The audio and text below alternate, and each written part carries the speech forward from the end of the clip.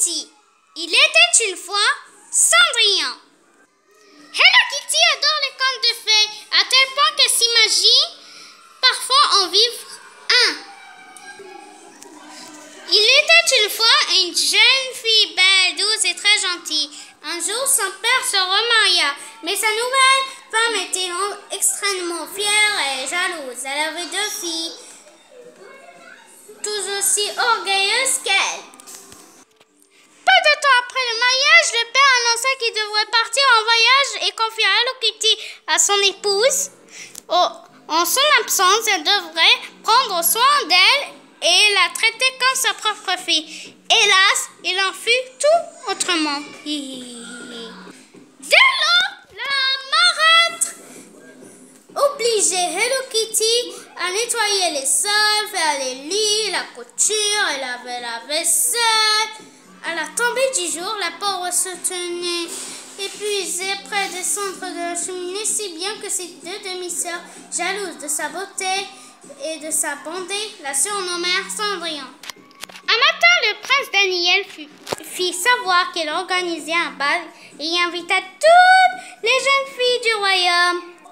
À cette nouvelle, les 2 demi-sœurs de Cendrillon sautèrent de joie et ne pensèrent plus qu'aux robes, aux bijoux et aux coiffures qu'elle allait porter. Mais que Cendrillon les accompagne, il n'en fit pas question. En plus de toutes les tâches qu'elle avait déjà à effectuer, Cendrillon dut les aider à se préparer. Devant le miroir, les vilaines ne cessaient de s'admirer, tout en se moquant de la pauvre Cendrillon et de ses ayants. Cendrillon aurait tout aimé aller au bal, elle aussi, si, avec désespoir, qu'elle regardait ses sœurs et leur mère partir et disparaître dans la nuit. Alors, elle se blottit près des cendres de la cheminée pour pleurer. Soudain, dans un nuage de fumée étoilée, une femme au doux visage apparut. C'était la bonne fée, sa marraine. Elle prit Cendrillon dans ses bras et sécha ses larmes. Puis elle l'entraîna dans le jardin et allait chercher une grosse citrouille, 6 souris et un écureuil qu'elle transforma d'un goût de baguette magique en carrosse de chevaux et cochers. Tout à coup, la bonne marraine réalisa qu'elle manquait quelque chose à sa filleuse. Une tenue digne de ce nom, bien sûr. Aussitôt, Cendrillon se retrouva vêtue d'une robe somptueuse, parée dorée, d'argent et de pierres précieuses. À ses pieds, 2 ravissantes pantoufles de verre brillaient. Au moment de partir, sa marraine lui fit une dernière recommandation. Cendrillon devrait être de retour avant le 12e coup de nuit, car alors les feux de la magie se dissiperait et tout redeviendra comme avant. Cendrillon lui fit la promesse de rentrer à temps avant de partir pour le ballet royal. Lorsque la belle et gracieuse Cendrillon entre dans la salle de bal, toute la cour se retourna pour l'admirer en l'apercevant. Le prince Daniel tomba aussitôt amoureux d'elle, je t'invite à danser et ne la quitta plus de toute la soirée.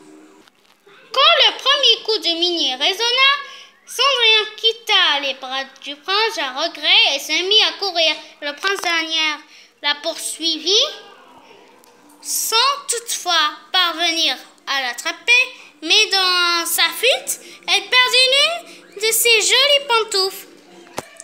Il était temps. Les derniers coups de minuit venaient de retentir lorsque Cendrillon rejoint sa maison. Aussitôt, le carrosse redevient citrouille, les chevaux et les cochers reprirent leur forme originale et Cendrillon se retourna à nouveau en ayant seule la pantoufle restée. Cendrillon sourit. Quelle merveilleuse soirée! De son côté, le prince Daniel, désespéré de ne pas connaître l'identité de la belle princesse rencontrée au bal, annonce qu'il épouserait la jeune fille qui pourrait chausser la minuscule pantoufle trouvée au bal. Un page royal fut envoyé dans toutes les demeures du royaume